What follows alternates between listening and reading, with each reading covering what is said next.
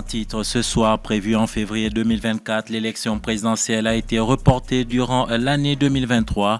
Aucune date n'a été définie, mais les partis politiques se préparent.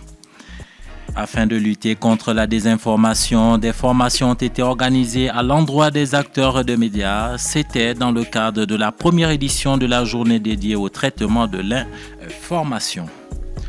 À une semaine de l'ouverture de la 34e Coupe d'Afrique des Nations, les préparatifs vont bon train en Côte d'Ivoire, pays organisateur. Madame, Monsieur, bonsoir. À quand un retour à l'ordre constitutionnel? Bien malin celui qui saura prédire. Reporter à 2 reprises la date de l'élection présidentielle censée ramener un civil au pouvoir reste pour l'heure inconnue. C'est dans cette incertitude que les formations politiques se préparent. Soumaïla Fane nous en dit davantage. Le 25 septembre 2023, le ministre d'État, ministre de l'administration territoriale et de la décentralisation, le colonel Abdoulaye Maïga, a annoncé un léger report de la présidentielle qui devrait se tenir en février 2024. Plusieurs mois après, les autorités de la transition n'ont toujours pas communiqué de nouvelles dates pour cette élection. Durant son adresse à la nation le 31 décembre dernier, le président de la transition n'a donné aucune précision sur la tenue de la présidentielle. Au cours de l'année 2024, les efforts tendant à retourner à un ordre constitutionnel apaisé et sécurisé ne faibliront point. C'est la seule évocation qu'il en a faite, ce que regrettent des formations politiques, dont le parti élément qui dénonce un flou autour de la date de la présidentielle. À l'annonce du report déjà, plusieurs formations se sont opposées et exigé la tenue de la présidentielle aux dates initiales de février 2024. Mais à défaut de pouvoir faire revenir les autorités de la transition sur leurs décisions, elles se préparent pour une échéance éventuelle avant la fin de l'année 2024, à en croire Sékou Niamé Batili, secrétaire à l'information et porte-parole du RPM. Comme le RPM, le RPDM de Cheikh Modibo Diarra et l'ADEMA sont aussi dans cette même dynamique. Pour Yaya Sangaré, secrétaire général de l'ADEMA, ce report est à la fois un handicap et une opportunité. Il dit, je cite, « Nous pensons qu'il est bon qu'on indique une date pour que nous puissions bien nous préparer parce qu'une élection demande beaucoup de ressources. On ne peut pas se lancer dans une campagne indéfinie. » Fin de citation. La pression politique pourrait donc s'accentuer sur les autorités de la transition, même si certains analystes affirment que la très probable dissolution du parti Sadi, assignée en justice lundi 8 janvier, pourrait refroidir les ardeurs de certaines formations politiques.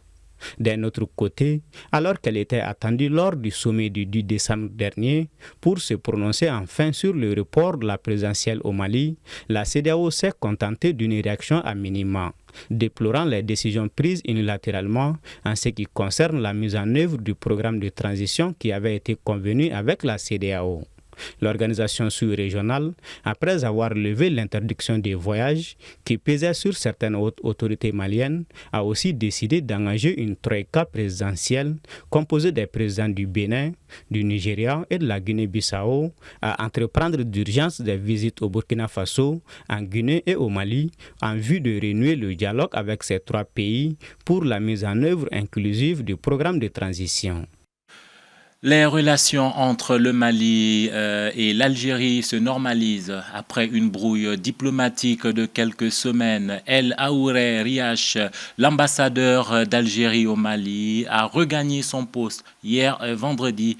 Il avait été rappelé à Alger pour consultation le 22 décembre dernier suite à sa convocation par le chef de la diplomatie malienne, Abdoulaye Diop, qui lui a fait savoir le mécontentement du gouvernement face aux actes de l'Algérie jugés inamicaux. Quelque temps après, le Mali a rappelé son ambassadeur. Ce dernier va également retrouver son poste à Alger selon le ministère des Affaires étrangères. Sans transition, la première édition de la journée dédiée au traitement de l'information et de la désinformation et la communication a eu lieu ce 6 janvier à Bamako. Initiée par Fama Communication, les participants ont été notamment édifiés sur les défis de la navigation à l'ère de la désinformation. Aïssata Mega pour le reportage. La désinformation fait partie des plus grandes problématiques du monde moderne. Face à l'afflux de fake news, l'agence FAMA a initié un cadre d'échange entre les experts et les acteurs de la communication sur le traitement de l'information, de la désinformation et de la communication. Un atelier visant à sensibiliser sur la désinformation ainsi que les techniques adéquates adoptées dans le traitement de l'information à travers des panels, des partages d'expériences, des masterclass. Deuxième anniversaire des activités que nous avons eu à mener, nous avons décidé d'organiser un cadre d'échange qui va permettre aux experts de venir débattre sur le sujet de l'information, de la communication et aussi essayer de sensibiliser les jeunes, les étudiants et les hommes de médias sur la désinformation. Parce qu'à l'heure actuelle, dans le monde où nous sommes, nous faisons face à beaucoup de désinformation, surtout sur les réseaux sociaux. Selon Moussa Mara, ancien Premier ministre, l'application du respect des règles de l'éthique et la déontologie doit surtout revenir aux acteurs de la communication. Et cela nécessite une organisation afin de pouvoir mettre en place un système d'autorégulation au sein des médias maliens. Je voudrais insister sur la nécessité d'accompagner, d'aider les acteurs de la communication. Mais je voudrais aussi insister évidemment sur la nécessité que les acteurs de la communication eux-mêmes soient mieux organisés, mieux structurés, afin que les jours à venir, nous puissions davantage mettre en évidence l'autorégulation. Ce sont des domaines où il faut privilégier l'autorégulation. Ce sont des domaines que nous devons, dans la mesure du possible, éviter de judiciariser. Laissons la question du professionnalisme, la question du respect de la déontologie, des règles de communication entre les mains des acteurs eux-mêmes de la communication. Mais ça nécessite évidemment qu'ils soient organisés, qu'ils soient structurés et qu'ils soient reconnus comme tels. Lors de cet atelier, les experts se sont donc penchés sur les défis de la désinformation et les conclusions sont attendues pour mieux orienter le travail des acteurs du monde des médias. Hors de nos frontières, tensions entre les voisins nord-coréens et sud-coréens. Hier 5 janvier, la Corée du Nord a tiré plus de 200 obus en mer Jaune près des îles sud-coréennes. En réponse, Séoul a riposté avec un exercice à munitions réelles dans la même région. Suivant. La Corée du Nord a tiré ce samedi plus de 60 obus près de l'île sud-coréenne reculée de Yeonpyong, a annoncé l'armée sud-coréenne au lendemain d'une première phase de tir qui avait enclenché la riposte de Séoul avec des exercices à munitions réelles dans la région. En effet, ce vendredi, la Corée du Nord a tiré plus de 200 obus près des îles sud-coréennes reculées de Yeonpyong et Bayeongyong, habitées par des civils, affirmant que ces tirs d'obus près des 2 îles sud-coréennes constituait une réponse naturelle et une contre-mesure aux exercices militaires menés par Séoul. La Corée du Sud a de son côté évoqué une provocation et mené quelques heures plus tard un exercice à munitions réelles à Yeonpyong avec l'aide d'obusiers automobiles, KANEF. Les relations entre les deux Corées sont au plus bas depuis des décennies et cet incident militaire est un des plus sérieux sur la péninsule depuis 2010, quand le Nord avait bombardé Yeonpyong. Cette année-là, l'armée nord-coréenne avait bombardé Yeonpyong en réponse à un exercice sud-coréen à munitions réelles près de la frontière. Cette première attaque nord-coréenne contre des civils depuis la guerre de Corée 1950-1953 avait fait 4 morts, des militaires et des civils. La Corée du Sud avait riposté. Le duel d'artillerie avait duré environ 1 heure, chaque camp tirant quelques 200 obus, faisant craindre une escalade majeure. Une situation actuelle qui fait craindre un retour en arrière. Face à l'acte, le ministre sud-coréen de la Défense, Shin Won-sik, a dénoncé un acte de provocation qui menace la paix dans la péninsule coréenne et aggrave les tensions. La Chine, allié de la Corée du Nord, a appelé les deux parties au calme et à la retenue. Quant à Washington, il a appelé la Corée du Nord à s'abstenir de toute nouvelle action déstabilisatrice et provocante et à reprendre la diplomatie. Pour rappel, l'île de Yeonpyong compte environ 2000 habitants et est située à 115 km à l'ouest de Séoul et à une dizaine de kilomètres au sud de la côte nord-coréenne. Sport, la fête du football continental débute le samedi 13 janvier prochain. La Côte d'Ivoire, pays hôte, est-elle prête à recevoir les 24 sélections africaines engagées dans la compétition et les délégations venues du monde? Assetou Mani Koulibaly nous fait le point des préparatifs. La dernière organisation de la CAN en Côte d'Ivoire remonte à 1984. 40 ans plus tard, le pays s'apprête de nouveau à accueillir l'Afrique pour une compétition que les Ivoiriens qualifient déjà de plus grande CAN de l'histoire. Sur place, Aboubakar Ouakaltio, rédacteur en chef du journal d'Abidjan, assure que tout est prêt pour le début de la compétition. Et donc voilà, on peut dire que dans l'ensemble, tout semble être prêt. Tout semble être prêt au niveau des stades, tout est prêt au niveau de l'hôtellerie également, tout est prêt. Au niveau des voiries, les travaux se poursuivent encore sur certains axes. Mais dans l'ensemble, l'on peut dire que ça va. Au niveau de la mobilisation, vous avez les Ivoiriens qui sont très mobilisés. Déjà, les Sénégalais ont fait une parade le jeudi dernier dans la ville de Yamoussoukro pour signaler leur présence dans la ville. Et voilà, au niveau de San Pedro également, il y a une très belle communauté qui bouge également au niveau de Bouaké et de Korogo. Vous avez des billets à Abidjan, à Yamoussoukro, à Bouaké, à Korogo et à San Pedro. Aucune organisation n'est parfaite, précise toutefois M. Ouattara. Des commerçants qui espéraient tirer profit de la compétition pour augmenter leur chiffre d'affaires seraient actuellement gagnés par le désenchantement bien avant le début du tournoi. À une semaine, plusieurs autres points restent encore à améliorer.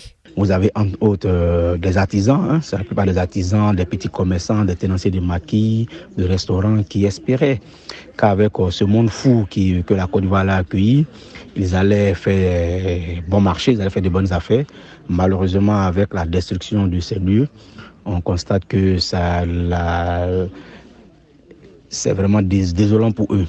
Et malheureusement, ils occupaient des espaces publics et qui ont besoin d'être libérés. Au-delà de cela, il y a l'accès au stade. Les véhicules devront parquer à 5 km du stade. Ceux qui n'ont pas les véhicules VIP ou les laisser passer devront parquer à 5 km du stade et espérer avoir une navette qui va les déposer. Là, il n'y a pas de problème, mais c'est à la fin du match, alors que tout le monde sort du stade, il va falloir trouver un mécanisme pour évacuer rapidement ces personnes-là. Jusqu'à actuellement, il n'y a pas eu de communication véritable là-dessus. Chacun va se débrouiller sûrement à la fin du match et ça sera séance tenante que nous avons constaté. Du 13 janvier au 11 février, tous les regards seront fixés sur la Côte d'Ivoire pour la CAN 2023. Les plus grandes nations africaines vont se disputer le trophée le plus convoité du continent.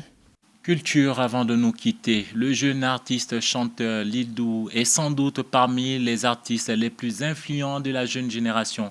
Ce soir, il présente son tout premier album à travers un concert dédicace à la place du cinquantenaire. Soumaïla Fane nous donne un bout.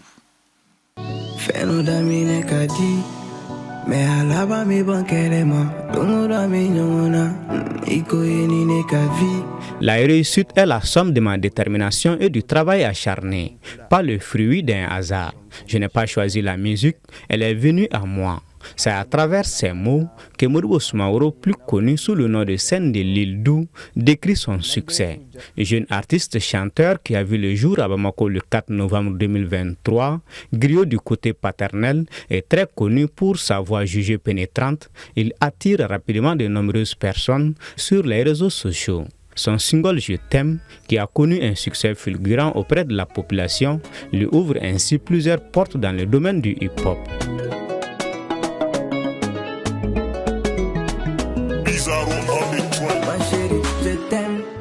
C'est vrai que beaucoup pensent qu'il est difficile à gérer, mais contrairement aux autres, moi je pense qu'il est très facile à gérer. Parce que c'est quelqu'un qui a besoin d'affection, en fait. C'est quelqu'un qui a passé un très moment de sa vie dans la rue, comme il le raconte maintenant. Donc parfois il sort, il oublie qu'il est même artiste. Vous comprenez? Donc déjà il écoute, il est travailleur. Et le talent est là, on n'a pas besoin de le dire. Plusieurs singles à son actif et featuring avec plusieurs stars du rap malien, le jeune Lil Dou a lancé en décembre 2023 son tout premier album dont le concert dédicace est prévu pour ce samedi 6 janvier.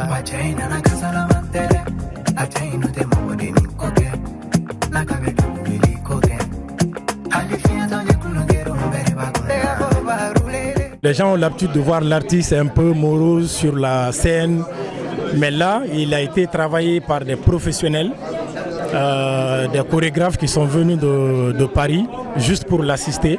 Donc je pense que c'est ce qui va être un peu la spécificité de ce concert. Un album entièrement dédié à des chansons d'amour. Pour ce concert de dédicace, l'artiste promet à ses fans de vivre aussi plus qu'une histoire d'amour.